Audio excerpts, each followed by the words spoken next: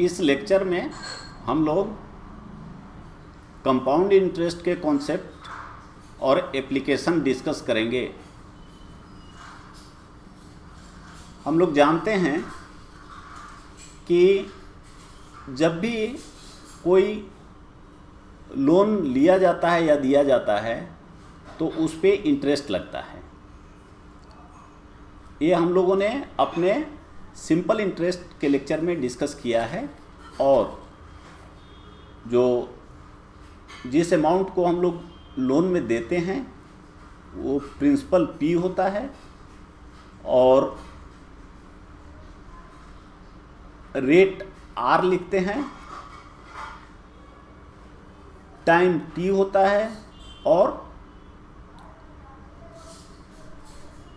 A is equal to होता है P plus आई, principal plus interest जो अमाउंट होता है वो होता है। हम लोग जानते हैं कि जो सिंपल इंटरेस्ट होता है उसमें इंटरेस्ट रेट और प्रिंसिपल अमाउंट दोनों सेम रहता है। सेम प्रिंसिपल अमाउंट पे इंटरेस्ट हमेशा कैलकुलेट होता है, लेकिन कंपाउंड इंटरेस्ट में वैसा नहीं होता। कंपाउंड इंटरेस्ट में प्रिंसिपल, उसका नाम इसीलिए कंपाउंड इंटरेस्ट बोलते हैं क्योंकि इंटरेस्ट जो होता है प्रिंसिपल के साथ कंपाउंडिंग होते जाता है, जुड़ते जाता है। तो जो इंटरेस्ट लगता है वो प्रिंसिपल प्लस इंटरेस्ट दोनों पे लगता है। तो हमेशा कंपाउंड इंटरेस्ट सिंपल इंटरेस्ट से अधिक होता है, और अगर प्रिंसिपल अमाउंट पी हो, रेट पर इंटरेस्ट रेट आर परसेंट हो, तो R percent means R by 100, और एन नंबर ऑफ ईयर्स के लिए या एन पीरियड के लिए, पीरियोडिसिटी के लिए जो इंटरेस्ट रेट होता है वह होता है 1 प्लस आर बाई 100 का पावर एन। और यह ए कहने का मतलब हुआ कि इसका मतलब ए होता है C I plus P, compound interest plus P. तो इसलिए compound interest is equal to हो जाएगा ए माइनस पी। तो इस फॉर्मूला से कंपाउंड इंटरेस्ट निकलेगा, और उसमें अगर हम प्रिंसिपल अमाउंट को घटा देंगे तो हमारा कंपाउंड इंटरेस्ट निकल जाएगा। और यह जो एन है, यह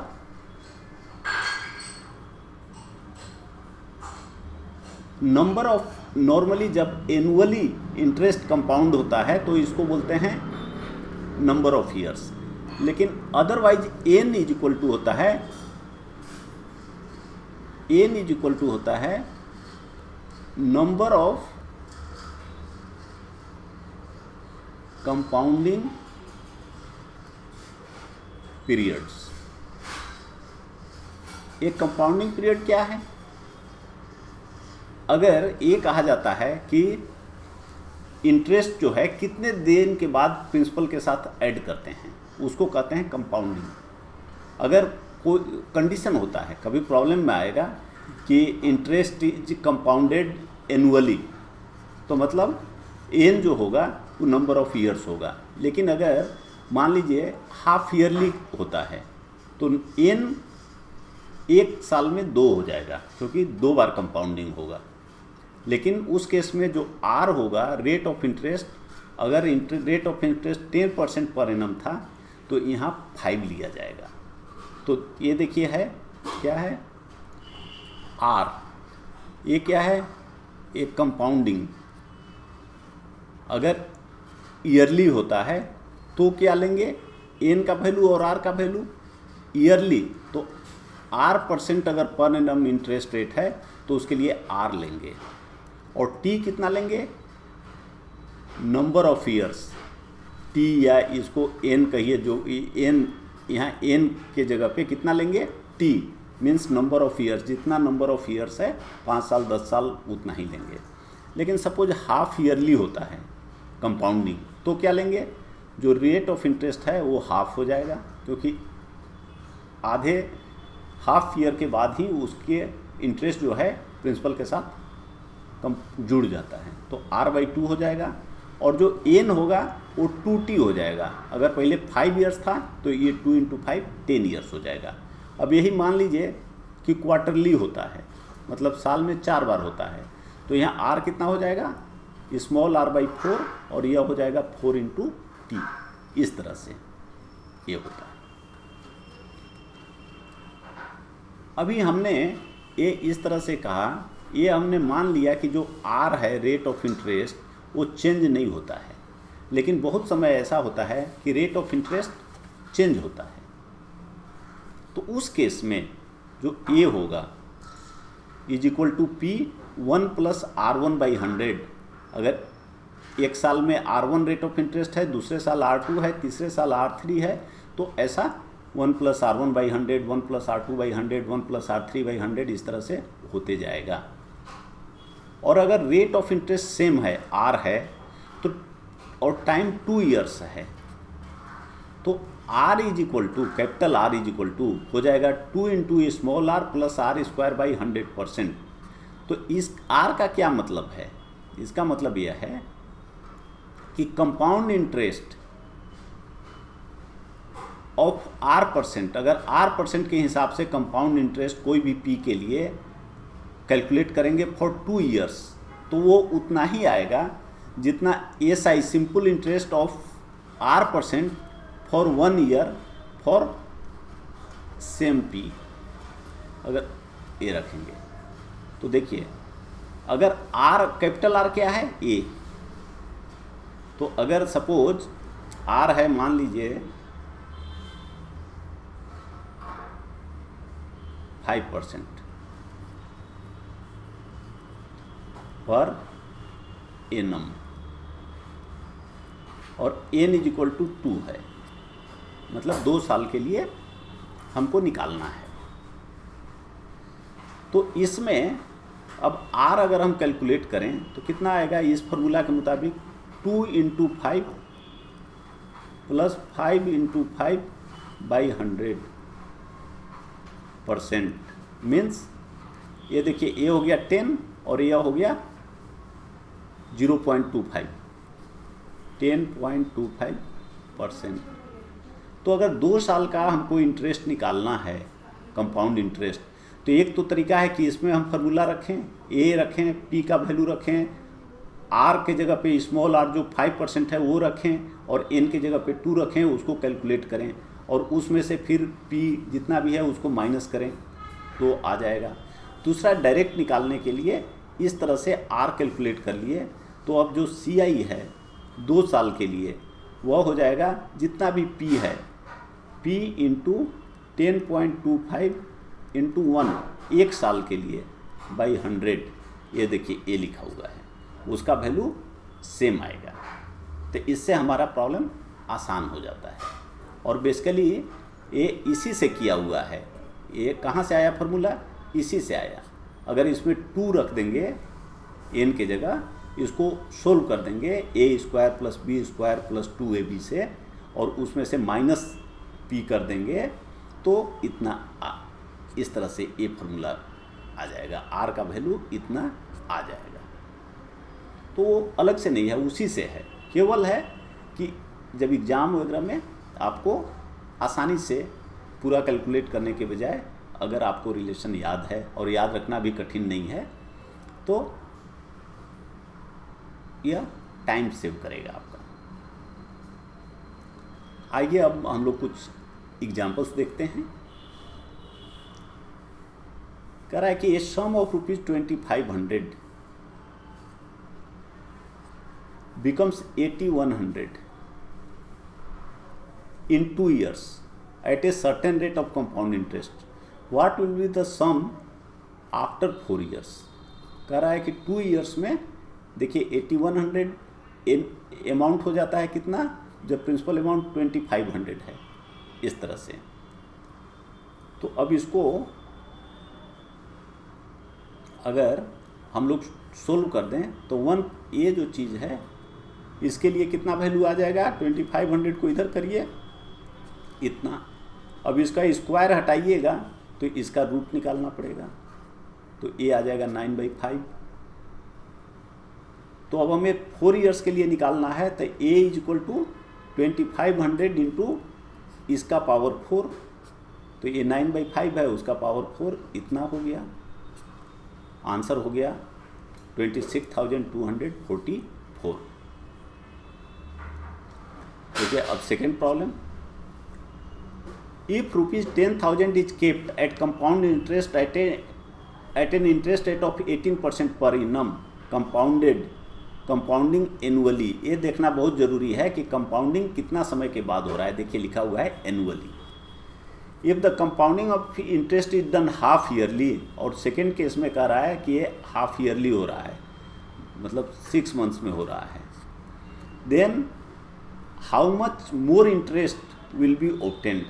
तो अगर हाफ ईयरली होगा, मतलब 6 मंथ्स के बाद ही जो उसका इंटरेस्ट है उसको प्रिंसिपल के साथ कंपाउंडिंग करके ऐड करके और उस पर भी इंटरेस्ट आने लगा, तो नेचुरली कंपाउंड इंटरेस्ट अधिक होगा।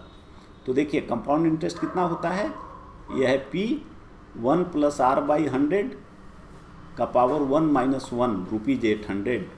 अगर यह है एनुअली हो रहा है 800 18% के हिसाब से, तो सब वैल्यू रख दिए इस फॉर्मूले में। और चूँकि यहाँ पे कंपाउंड इंटरेस्ट निकाल रहे हैं इसलिए उसमें -P भी किए, तो ये बाहर आ गया। और उसी तरह सेकेंड केस में निकालिए तो P तो उतना ही है। अब कंपाउंडिंग जो है हाफ ईयरली हो रहा है लिखा हुआ है, तो इस केस में जो R है वो आधा हो जाएगा रेट ऑफ इंटरेस्ट। तो 18 था तो 9/100 हो गया, और टाइम 1 था तो 2 हो गया, -1 इतना आ गया। अब इसी को सोल्व कर दीजिए a + b का होल स्क्वायर वाले से, तो a इतना हो गया, और यह कैंसिल भी हो गया।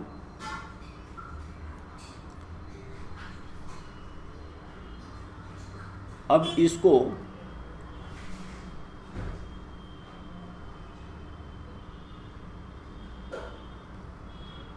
इज इक्वल टू कितना हो जाएगा, देखिए यह है, और इसको जब सोल्व करिएगा तो अगर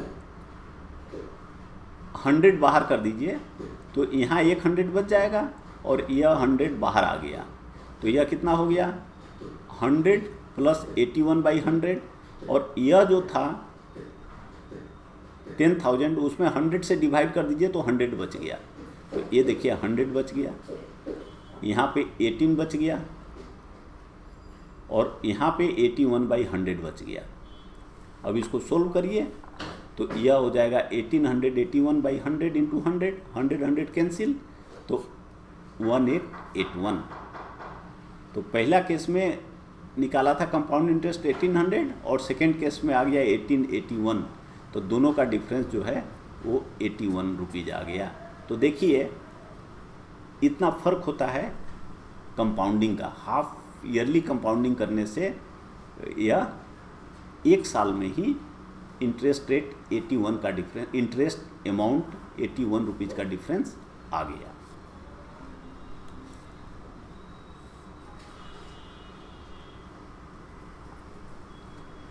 जब difference in compound interest and simple interest t = 2 years के लिए निकालेंगे तो आता है R²/100% ऑफ P का कितना परसेंट, और उसी तरह 3 ईयर्स के लिए निकालेंगे तो 3R²/100 + R³/100² ऑफ P। ये सेम है जैसे हमने वहाँ पे डिस्कस किया था 1 +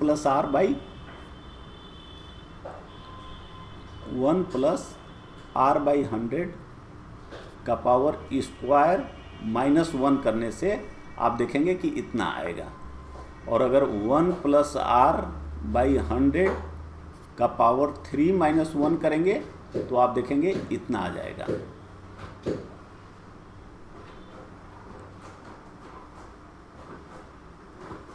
इतना आ जाएगा।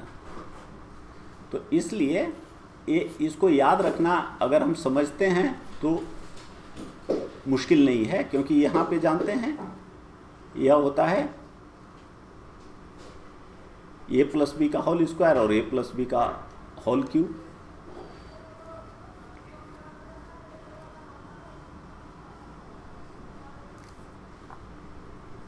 अब आइए देखते हैं इसका compound interest and simple on a sum for 2 years. Time 2 years दिया हुआ है, 20% पर एनम का इंटरेस्ट रेट दिया है, एज ₹200। तो यह जो है CI माइनस SI दिया हुआ है, R भी दिया हुआ है, हमें P निकालना है। तो इसमें सीधा वैल्यू रख दीजिए। देखिए ये 200 हो गया, R 20 है तो 20 इंटू 20/100। इसके लिए P को सोल्व कर दीजिए तो आ गया 5000। अदरवाइज अगर फर्स्ट प्रिंसिपल से बनाएंगे दोनों को लिख के तो भी बन जाएगा, लेकिन समय लगेगा एग्ज़ाम में, और एग्ज़ाम में प्रत्येक सेकंड का वैल्यू है, इसलिए ये सब चीज़ें हमें करके रखना है।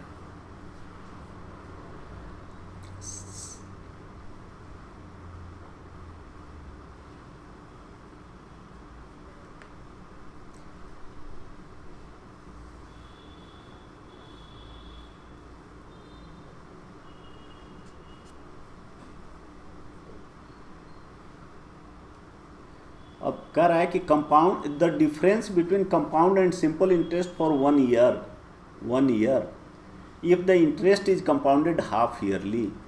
तो यहाँ पे n कितना हो जाएगा 2 और r कितना हो जाएगा,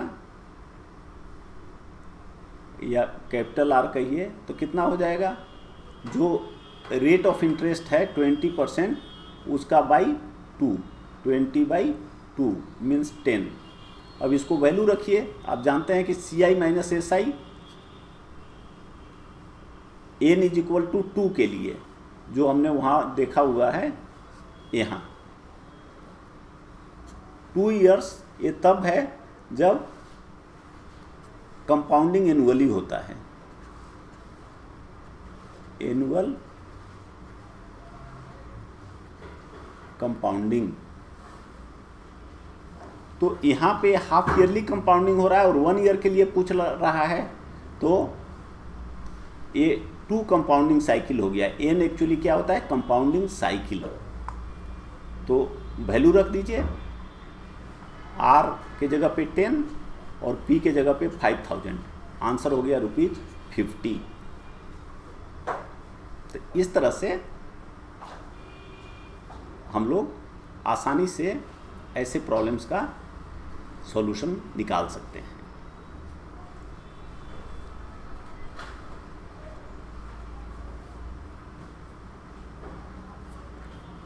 अब देखिए यहाँ टाइम दिया हुआ है 3 ईयर्स, और कंपाउंडेड जो कंपाउंडिंग है वो देखिए दिया हुआ है कि एनुअली, और प्रिंसिपल दिया हुआ है ₹2500, और रेट ऑफ इंटरेस्ट दिया हुआ है 30%।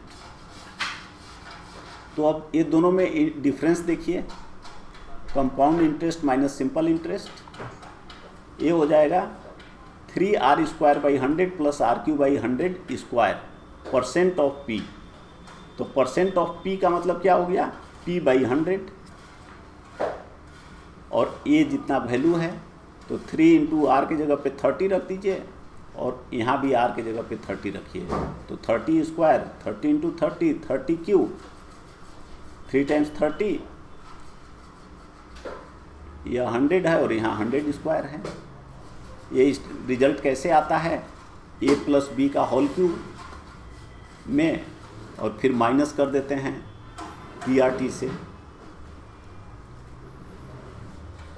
वो हमने पीछे देखा, और इस तरह से इसको सोल्व करेंगे तो हमारा आंसर आ गया this. The difference of compound, अब नेक्स्ट देखते हैं, the difference of compound interest and simple interest for 3 years and 2 years are in ratio 23:7। अब कंपाउंड इंटरेस्ट और सिंपल इंटरेस्ट का डिफरेंस 3 ईयर्स और 2 ईयर्स के लिए, तो रेशियो कह रहा है 23/7 what is rate of interest निकालने के लिए पूछ रहा है। तो आप जानते हैं ये दिया हुआ है और 3 ईयर्स के लिए इतना होता है परसेंट ऑफ पी, और उसी तरह ये होता है परसेंट ऑफ पी। तो चूंकि ये पी सेम है इसलिए यह लिखने का ज़रूरत नहीं है, जब हम रेशियो निकालेंगे तो ऑटोमेटिक कट जाएगा, तो केवल ये बच जाएगा। अब यहाँ देखिए आर स्क्वायर यहाँ भी है और आर स्क्वायर इसमें भी है और यहाँ भी आर क्यू है, तो इसलिए आर स्क्वायर कॉमन हो जाएगा। तो आर स्क्वायर बाई 100 कॉमन कर दीजिए, यहाँ बच गया 3/1 प्लस आर बाई 100 और नीचे आर स्क्वायर बाई 100। अब ये दोनों कैंसिल हो गया, तो यह बच गया 300 प्लस आर बाई 100। अब इतना इज इक्वल टू दिया हुआ है 23/7, क्रॉस मल्टीप्लिकेशन करके सोल्व कर दीजिए, तो 7r इज इक्वल टू 200 हो गया, r हो गया 200/7%।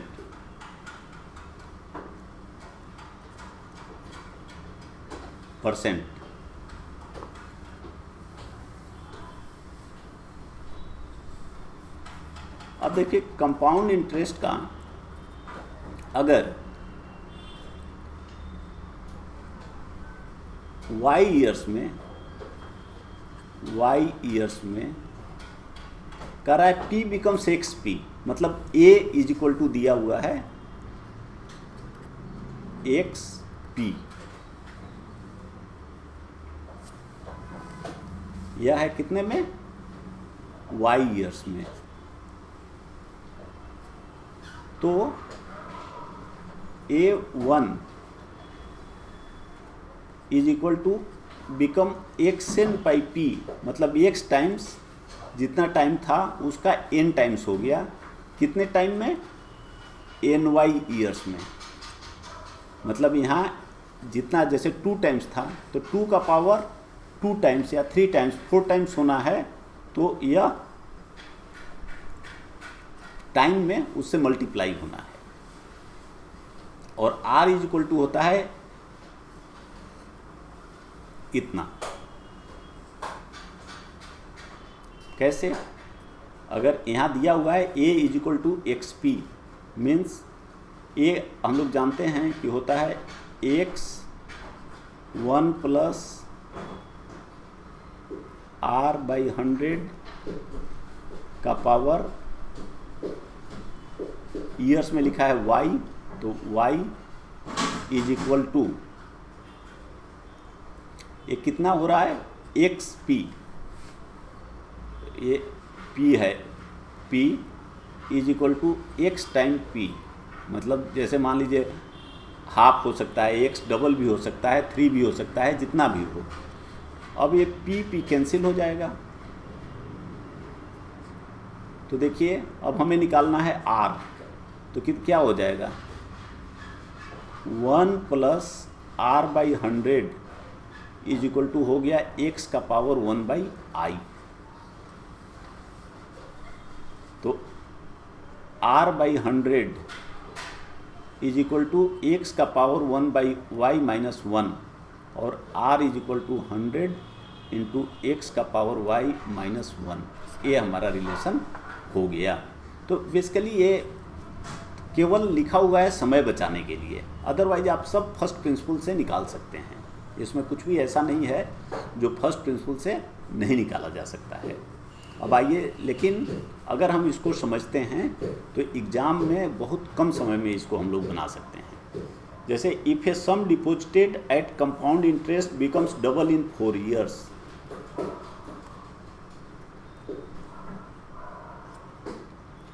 at the same rate of compound interest when will it become 4 times 16 times। और जब भी दिया हुआ नहीं है कि ये कब कंपाउंडिंग हो रही है, तो हम मान लेंगे कि कंपाउंडिंग ईयरली हो रहा है।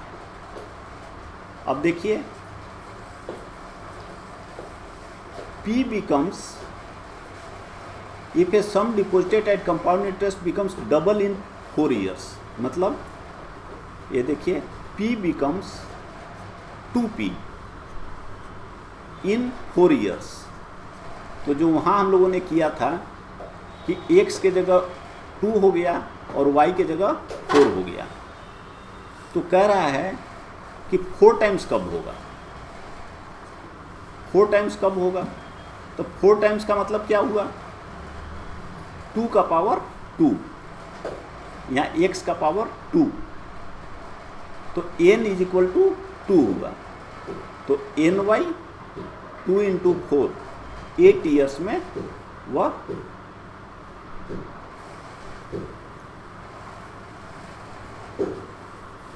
4 टाइम्स हो जाएगा। अब जैसे देखिए कह रहा है P बिकम्स 2P इन 4 ईयर्स, तो देखिए P 2P इन 4 ईयर्स, तो यह जो 2 है यह क्या है, x। हम लोग पढ़े थे P बिकम्स XP इन y ईयर्स, y 4 है।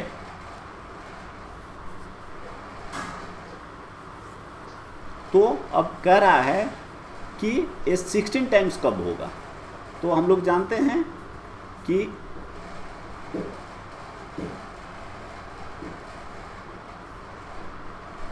x का पावर n p हो जाता है ny ईयर्स में।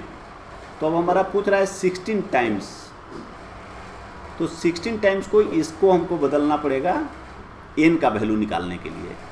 तो देखिए 2 का power 4 p is equal to ny। अब यह 2 का पावर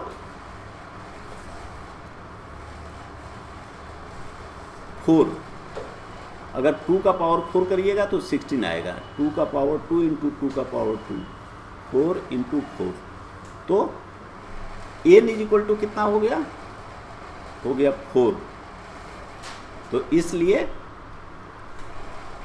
ny, तो 4 into y 4 is equal to 16, तो 16 ईयर्स में 16 टाइम्स हो जाएगा।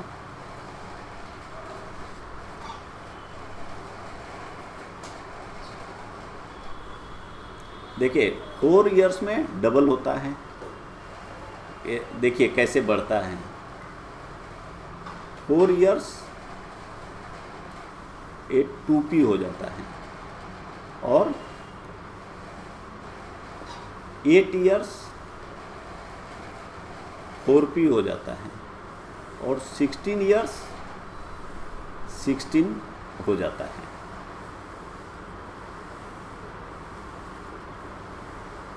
तो यहाँ देखिए 2 में स्क्वायर करिएगा तो 2 आता है, तो यहाँ 2 से मल्टीप्लाई करना पड़ेगा, 4 2 जा 8। यहाँ 4 में स्क्वायर करिएगा तो 16 आएगा, तो यहाँ टाइम में क्या होगा, उतना से मल्टीप्लाई होगा, 8 में 2 से मल्टीप्लाई होगा तो 16। तो इस तरह से ये रिलेशनशिप इम्पोर्टेंट होता है।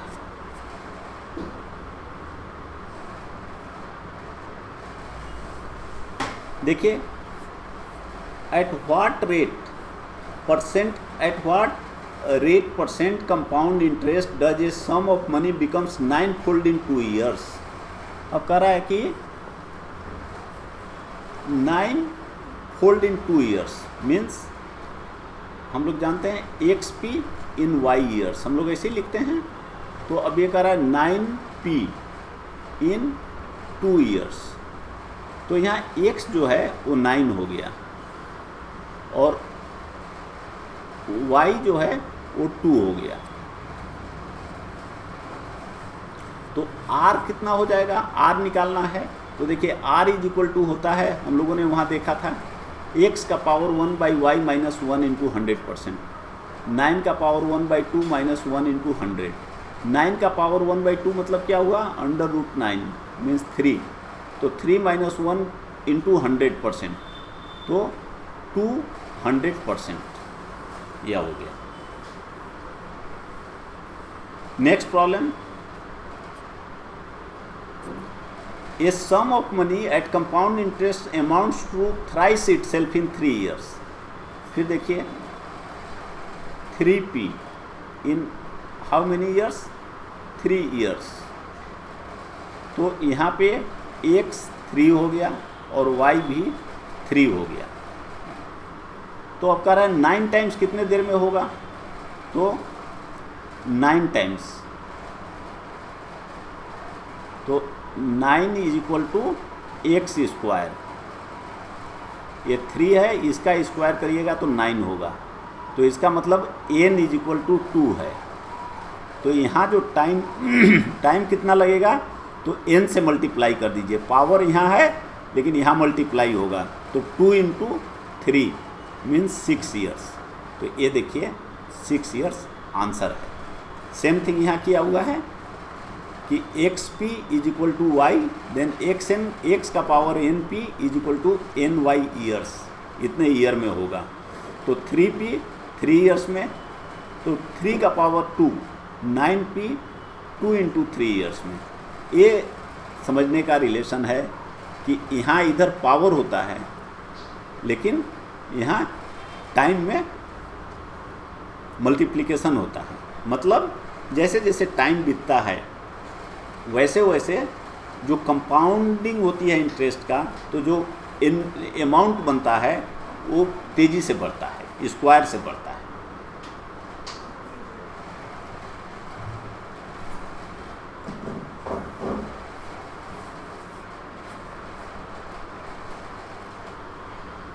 कहा जाता है कि one should not care while working in team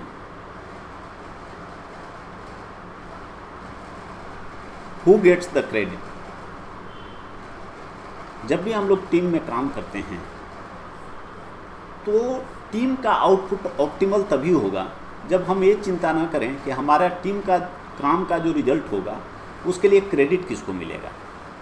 अगर सभी लोग ये सोचें कि क्रेडिट टीम को मिलेगा या हमारा टीम है, हमें इसका परफॉर्मेंस को अब बेहतर बनाना है, अच्छा बनाना है, तो उसके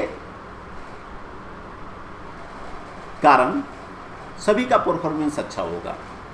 लोग अपने एफर्ट को सिनर्जाइज कर पाएंगे और सिनर्जाइज करेंगे, और कोई डाउट नहीं है कि जो आउटपुट होगा, जो रिजल्ट होगा वो बहुत शानदार होगा। लेकिन अगर सभी लोग ये सोचने लग जाएं कि इसका क्रेडिट किसी तरह मेरे को ही मिल जाए या कहीं उसका क्रेडिट दूसरे को ना मिल जाए, तो ऐसे विचार का टीम के सभी सदस्यों पे और अंत में टीम के रिजल्ट पे परफॉर्मेंस पे बहुत ख़राब असर पड़ेगा, और जो पोटेंशियल होगा टीम का और टीम के सदस्यों का वो अंडर यूटिलाइज्ड रहेगा। इसलिए जब भी हम काम करें तो अगर हम कुछ कर सकते हैं तो हमें ज़रूर कर देना चाहिए, इसकी बगैर परवाह किए कि इसका क्रेडिट किसको मिलेगा।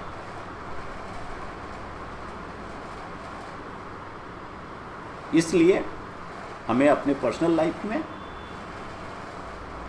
इस तरह की आदत बना लेनी चाहिए कि कहीं भी अगर कुछ हमसे संभव है तो हम ज़रूर करेंगे बगैर उसके क्रेडिट की चिंता किए हुए।